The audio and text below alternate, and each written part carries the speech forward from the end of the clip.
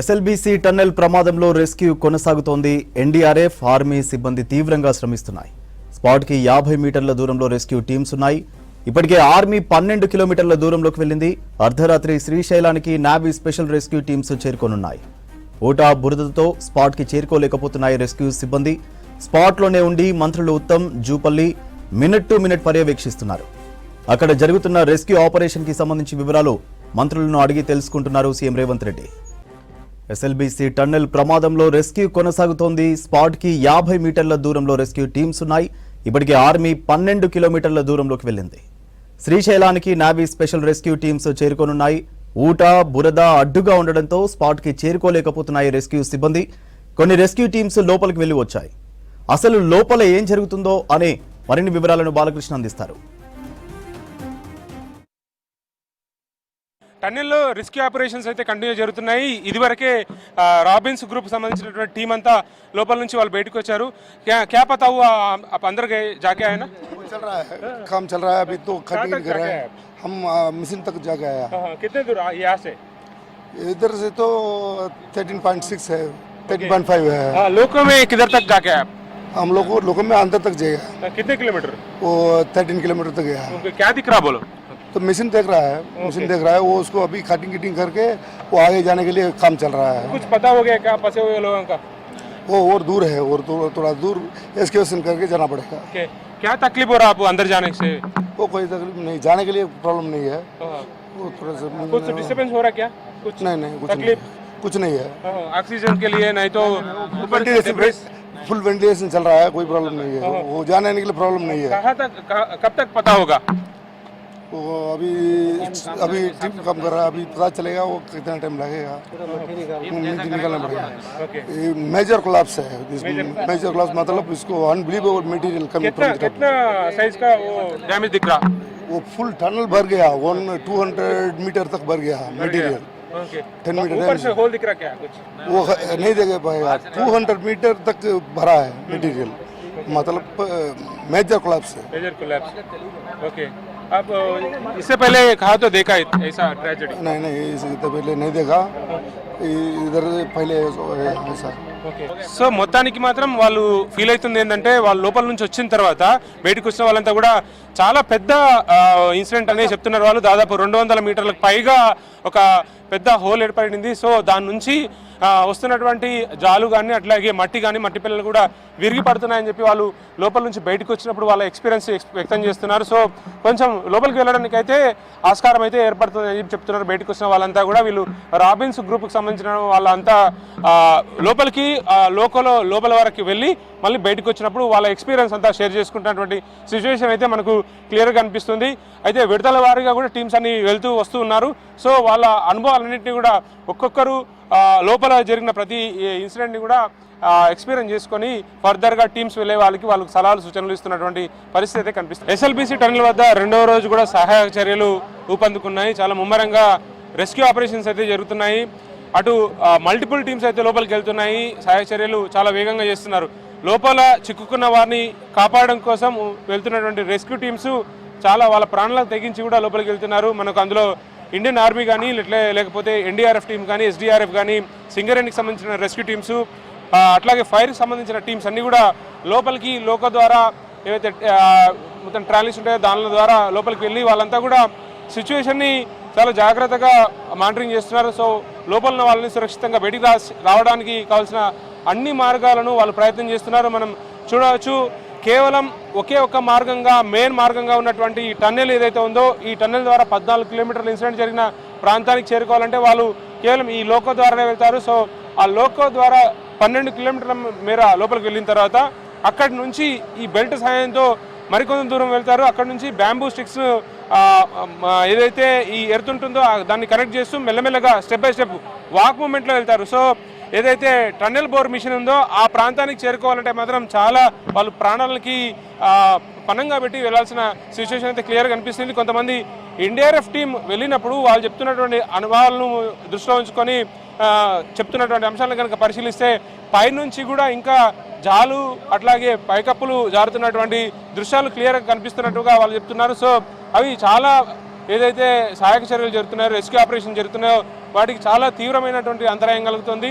మరోపక్క ప్యారలల్గా కూడా పైనుంచి ఏదైతే మనకు ఏరియల్ వ్యూ ఉందో ఏరియల్ వ్యూ నుంచి కూడా ఏదైనా మార్గం ఉంటుందా అన్న కోణంలో కూడా వాళ్ళు ఆలోచన చేస్తున్నారు. మరోపక్క లెఫ్ట్ సైడ్ నుంచి రైట్ యాంగిల్లో కూడా ఏదైనా డ్రిల్ చేయడానికి ఆస్కారం ఉంటుందా, లోపలికి ప్రవేశించడానికి ఆస్కారం ఉంటుందా అనే యాంగిల్లో కూడా వాళ్ళు క్షుణ్ణంగా పరిశీలిస్తున్నారు. సో ఏది ఏమైనప్పటికీ కూడా శాటిలైట్ ద్వారా టెక్నాలజీని కూడా పూర్తి స్థాయిలో వినియోగిస్తున్నారు. మనము ఇదివరకు నక్షా ఏదైతే డ్రోన్ ఉందో డ్రోన్ ఆపరేషన్స్ కూడా దాని ద్వారా కూడా ఒక ప్లానింగ్ అయితే చేస్తున్నారు. ఏది ఏమైనప్పటికీ ఏ అవకాశాన్ని కూడా వాళ్ళు వదులుకోవడం లేదు. రెస్క్యూ ఆపరేషన్స్ అయితే కంటిన్యూగా కొనసాగుతూ వస్తున్నాయి. సో ఇప్పటికీ ఎన్డీఆర్ఎఫ్ టీంతో పాటు లోపలికి వెళ్ళినటువంటి ఏవైతే టీమ్స్ ఉన్నాయో వాటితో పాటు జిల్లా మంత్రి జూపల్లి కృష్ణారావు కూడా ఆ టీంతో పాటు వెళ్ళడం జరిగింది. ఇవాళ ఉదయం నుంచి కూడా ఇరిగేషన్ మంత్రి ఉత్తమ్ కుమార్ రెడ్డి కూడా ఇక్కడి నుంచే ఉండి స్వయంగా ఈ ఏవైతే రెస్క్యూ ఆపరేషన్స్ ఉన్నాయో వాటిని క్షుణ్ణంగా పరిశీలిస్తున్నారు.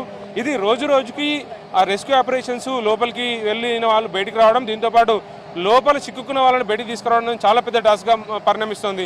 సో ఏది ఏమైనప్పటికీ కూడా డీవాటరింగ్ ప్రాసెస్ అంతా కూడా కంటిన్యూ జరుగుతుంది. దీంతోపాటు ఏదైతే మనకు 150 హార్స్ పవర్ కెపాసిటీ ఉన్నటువంటి 5 మోటార్ల సాయంతో యాజువల్గా సమాంతరంగా రివర్కి అనుసంధానంగా ఉన్నటువంటి ఏదైతే టన్నెల్ ఉందో టన్నెల్ నుంచి బయటికి డిశ్చార్జ్ చేస్తున్నారు. దీంతోపాటు మెయిన్గా ఏదైతే సిల్ట్ కానీ లేకపోతే మట్టి కానీ బురద ఆ బురదమయం ఉండడం వల్ల చాలా రెస్క్యూ ఆపరేషన్స్కి చాలా ఇబ్బందిగా మారుతుంది. సో ఏది ఏమైనప్పటికీ కూడా 24/7 టీంల వారీగా బ్యాచ్ల వారీగా అటు ఎన్డీఆర్ఎఫ్ టీం కానీ ఎస్డీఆర్ఎఫ్ కానీ సింగరేణి రెస్క్యూ టీమ్స్ అట్లాగే ఇండియన్ ఆర్మీ ప్రతి టీం కూడా వాళ్ళు జాగ్రత్తగా వెళ్ళి వాళ్ళ అబ్జర్వేషన్స్ని పాయింట్అవుట్ చేస్తున్నారు. వచ్చిన టీంకి నెక్స్ట్ వెళ్ళే టీంకి సూచనలు చేస్తున్నారు. సో ఏదేమైనప్పుడు కూడా ఖచ్చితంగా లోపల ఉన్న వారిని బయటికి తీసుకురావడం కోసం ప్రతి నిమిషం అయితే ప్రయత్నంగా చేస్తూనే ఉన్నారు. మల్టిపుల్ టీమ్స్ ప్రయత్నాలు ఎఫర్ట్స్ అయితే చేస్తూనే ఉన్నారు. సో లోపలికి వెళ్ళిన జూపల్లి కృష్ణారావుతో లోకోలో ల్యాండ్ లైన్ ద్వారా ఇక్కడ స్థానికంగా ఉన్నటువంటి ఏదైతే ఏజెన్సీస్ ఉన్నాయో వాళ్ళు అట్లాగే స్థానిక ఎమ్మెల్యే వంశీకృష్ణ కూడా మాట్లాడడం జరిగింది. సో లోపలికి వెళ్ళడానికి కూడా వాళ్ళు చాలా ఇబ్బంది పడుతున్నటువంటి సిచ్యువేషన్ కనిపిస్తుంది. ఏది ఏమైనప్పటికీ కూడా ఏదైతే టీమ్స్ ఉన్నాయో ఆ టీమ్స్ అన్నిటి కూడా చాలా జాగ్రత్తగా ట్యాకిల్ చేస్తున్నారు. బురదను క్లియర్ చేసే ప్రయత్నం చేస్తున్నారు. వాళ్ళు వాటర్ ఏదైతే డీవాటరింగ్ ద్వారా తగ్గుతున్న వాటర్ని క్రమక్రమంగా తగ్గుతున్న నేపథ్యంలో కొంత సానుకూలమైన పరిస్థితి మారి లోపలికి వెళ్ళడానికి ఆస్కారం ఏర్పడుతుందని మాత్రం ఇవాళ నిన్నటి నుంచి జరుగుతున్నటువంటి ఏదైతే రెస్క్యూ ఆపరేషన్స్ ఉన్నాయో దాన్ని బట్టి అర్థమవుతుంది. ఎస్ఎల్బీసీ టన్నెల్లో చిక్కుకున్న వారి జాడ కోసమే ముమ్మరంగా ప్రయత్నాలు కొనసాగుతూ ఉన్నాయి. 24 గంటలు గడిచినప్పుడు కూడా వాళ్ళ జాడ కనిపించకపోవడంతో ఇంకా ఆందోళన వ్యక్తం అవుతూనే ఉంది. అయితే కంటిన్యూస్గా ఈ రెస్క్యూ ఆపరేషన్స్ అయితే కొనసాగుతూనే ఉన్నాయి. అటు భారత ఆర్మీ కానీ అట్లాగే ఎన్డీఆర్ఎఫ్ ఎస్డీఆర్ఎఫ్ సింగరేణికి సంబంధించినటువంటి రెస్క్యూ టీమ్స్ కూడా ఇందులో ఇన్వాల్వ్ అయ్యి మొత్తం రెస్క్యూ ఆపరేషన్స్ అంతా నిర్వహిస్తూనే ఉన్నాయి. పూర్తి స్థాయిలో లోపలికి వెళ్ళే ప్రయత్నం చేస్తున్నారు. ఇక్కడ నుంచి ఎగ్జాక్ట్గా 14 కిలోమీటర్స్ లోపలికి టన్నెల్ లోపలికి వెళ్ళిన తర్వాత అక్కడనే నిన్న ఒక చిన్నపాటి హోల్ లాగా ఏర్పడి అక్కడ నుంచి వాటరు ఆ మట్టితో కూడినటువంటి సిమెంట్ బిల్లలు కూరడం వల్ల ఒక్కసారిగా ఈ ప్రమాదం జరిగింది. అందులో 8 మంది చిక్కుకున్నారు. సో వాళ్ళ జాడ కోసం అయితే తీవ్రమైనటువంటి ప్రయత్నాలు జరుగుతున్నాయి. అయితే ఇప్పటికి కూడా డీవాటరింగ్ ప్రాసెస్ అనేది కంటిన్యూస్గా కొనసాగుతున్నది. 150 సామర్థ్యం హెచ్పి సామర్థ్యం కలిగినటువంటి 5 మోటార్ల ద్వారా నిరంతరం పంపింగ్ ఉన్నప్పటికీ కూడా నీటి ఊట కారణంగా ఇంకా వాటర్ రిలీజ్ అవుతూనే ఉంది. ఇంకా వాటర్ సామర్థ్యం కూడా పెరుగుతూనే ఉంది. లోపల నుంచి డీవాటరింగ్ ప్రక్రియ అట్లాగే కొనసాగుతుంది. బురద ఉండడం అట్లాగే మట్టి ఉండడం వల్ల సహాయక చర్యలకు తీవ్రమైనటువంటి ప్రతిఘటన ఇబ్బందులు అయితే తలెత్తుతున్న పరిస్థితులు కనిపిస్తున్నాయి. ఈ నేపథ్యంలో ఎట్లాగైనా సరే అక్కడికి వెళ్ళాలి.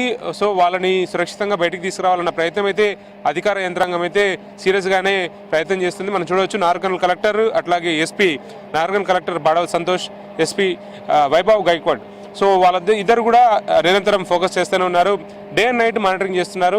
ఇక్కడ ఉన్నటువంటి ఏదైతే ఏజెన్సీలు ఉన్నాయో జేపీ కంపెనీ అట్లాగే రాబిన్స్ సంబంధించినటువంటి ప్రతినిధులు కూడా ఈ ఎంటైర్ ఏవైతే ట్రాలీలు లోపలికి వెళ్తాయో వాటి ద్వారా వాళ్ళ కంపెనీ ప్రతినిధులను అట్లాగే రెస్క్యూ ఆపరేషన్లో పాల్గొంటున్నటువంటి టీమ్స్ కూడా వాళ్ళని ఎంట తీసుకెళ్లి జాగ్రత్తగా ఎక్కడైతే ప్రికాషన్స్ ఉంటాయో లోపలికి ఎట్లా వెళ్ళాలి లేకపోతే ఇట్లాంటి ప్రికాషన్ తీసుకోవాలి అనే యాంగిల్లో ఒక సూచనలు చేస్తున్నప్పటికీ కూడా వాళ్ళు వెళ్ళడానికి ఇబ్బందికరమైన పరిస్థితులు ఎదురవుతున్నాయి. సో ఏదేమైనప్పటికీ కూడా వాళ్ళని క్షేమంగా 14 కిలోమీటర్ వరకు రీచ్ అయ్యి వాళ్ళని బయటికి తీసుకురావాలనే ప్రయత్నం అయితే జరుగుతుంది. మనం టన్నెల్ని కనుక పరిశీలిస్తే ఇక్కడ నుంచి 44 కిలోమీటర్స్ ఎగ్జాక్ట్ టన్నెల్ ఎంత ఉంటుంది.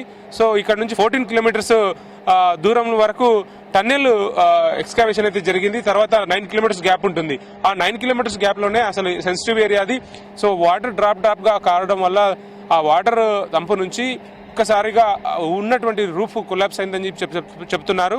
అది 200 మీటర్ల మేరలో విస్తరించడం వల్ల పూర్తిగా బురదమయం కావడం, దీంతో పాటు ఏదైతే మనం లైనింగ్ అని చెప్తున్నామో ఆ సిమెంట్ కు సంబంధించినటువంటి బిల్లలు ఏవైతే ఉన్నాయో అవన్నీ కూడా కుంగిపడడం వల్ల పెద్ద ప్రమాదం జరిగిందని అధికారులు అయితే భావిస్తున్నారు. సో ఏది ఏమైనప్పుడు కూడా వాళ్ళని సేఫ్గా బయటికి తీసుకురావడం కోసం జాగ్రత్తలు తీసుకుంటారు. మనం చూడవచ్చు, బయట నుంచి వాళ్ళని లోపల చిక్కుకున్న వాళ్ళని వేగంగా బయటికి తీసుకొచ్చిన తర్వాత వెంటనే ఇమ్మీడియట్గా ఆర్మీకి సంబంధించిన ఒక క్యాంప్ ఉంది.